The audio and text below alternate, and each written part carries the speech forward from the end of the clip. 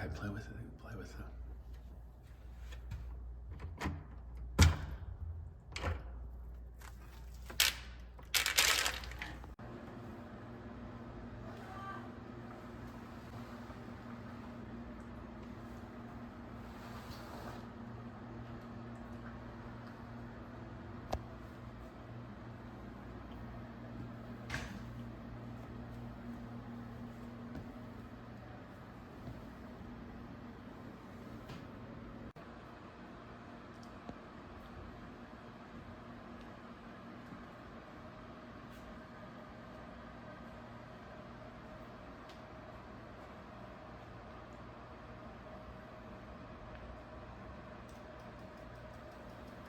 Oh!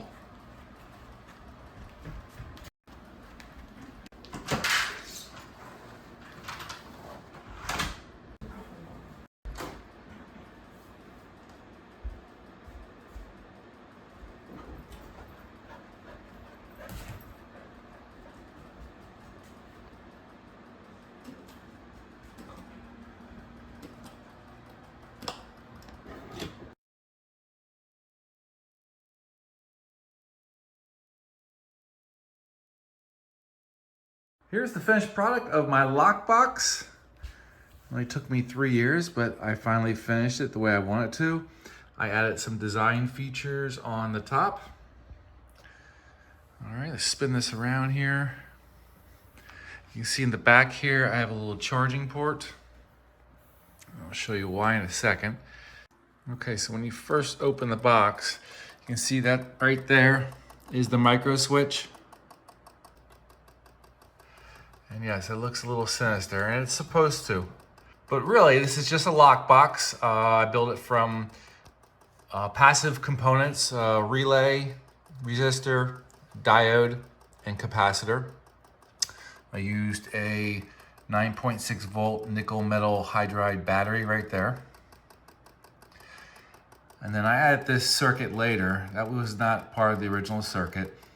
It's just an oscillator to make it look like a timer. These 5 push button switches in the front are something I bought many, many years ago from Radio Shack.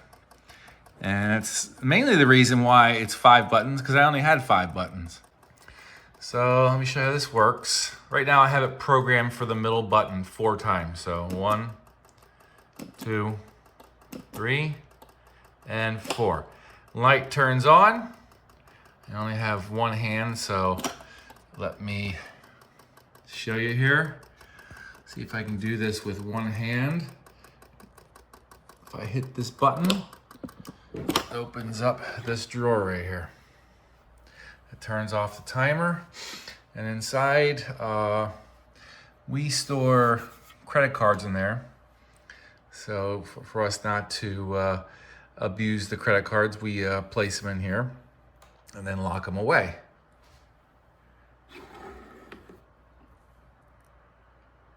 Okay, just to prove that entering a code being interrupted by a different digit won't open the box. So middle, middle, middle, different switch, middle, did not open it. All right.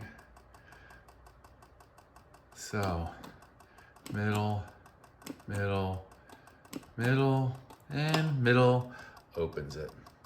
Of course, I have to pull in the drawer because that's energizing the relay right now.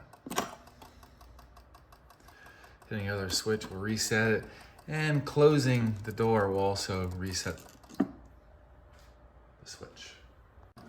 Okay, so if you just hang with me for the next 10 minutes, the first minute and a half, I'll show you how I built the box, and then the last 8.5 minutes, I show you in depth on how the circuit works.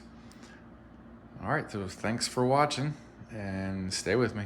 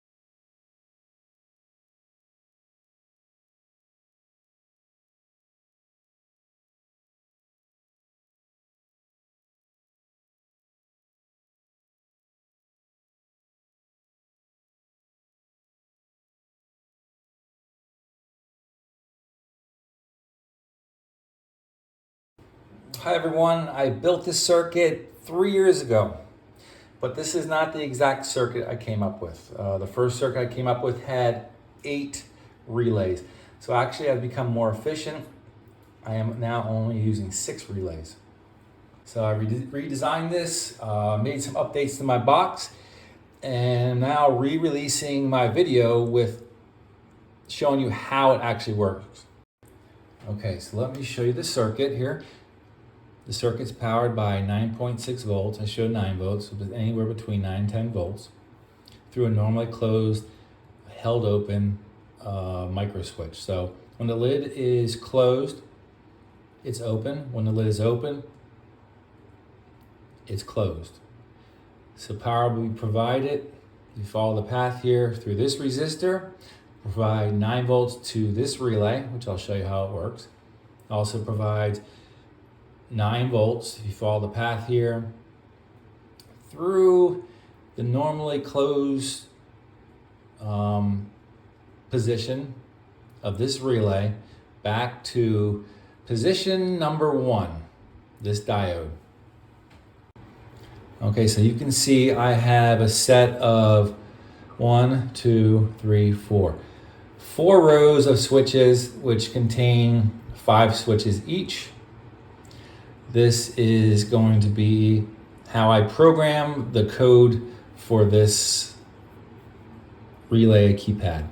You have the 5 momentary push button switches in the middle here. This is where I will depress each one of these to enter the code. Okay, so the first relay highlighted here, this would be a one-shot multi-vibrator. It's actually a trailing edge one-shot, or pulse maker, whatever you want to call it. When this is turned on, you'll go from a normally closed to a normally open here, and 9 volts will feed through this 10 ohm resistor and charge up this capacitor. When you let go of the button, it'll snap back and provide a pulse through this resistor and provide a pulse to the next 3 relays that I am going to explain.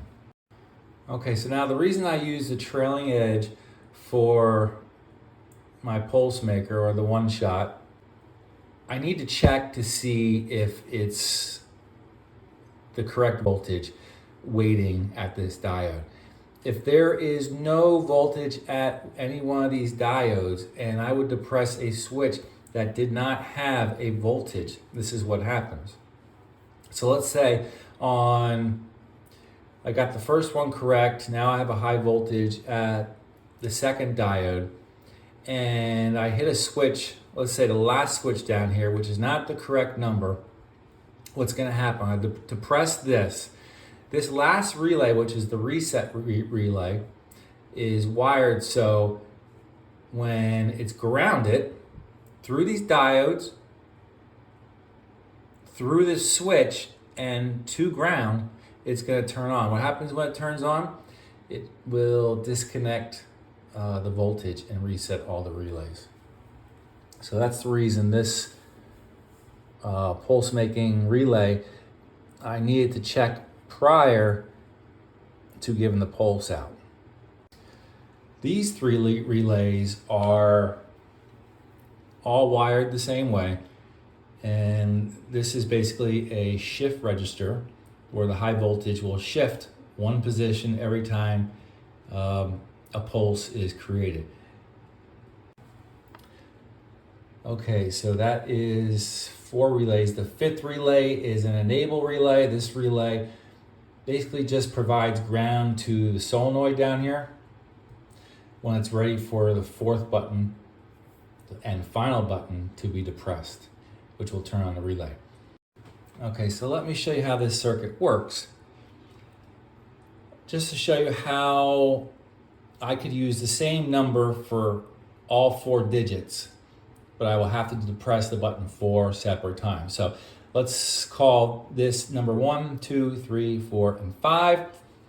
Let's close switch number 1 in the 1 position, switch number 1 in the 2 position, 2nd digit. The 3rd digit, let's close number 1, and the 4th digit, we'll close number 1 also.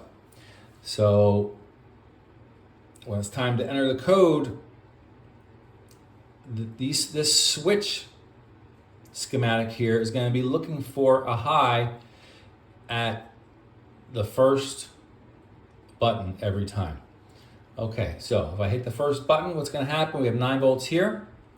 It'll pass through the closed switch, pass through the depressed button, put a voltage drop across the resistor, through this diode, through this leg, turn on this one shot like I explained before, turns this on, charges this capacitor up.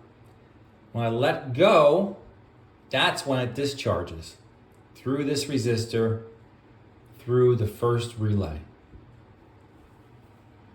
In each successive depressed button, it will turn on the next relay and then the next relay, turning off the previous relays, shifting the voltage over.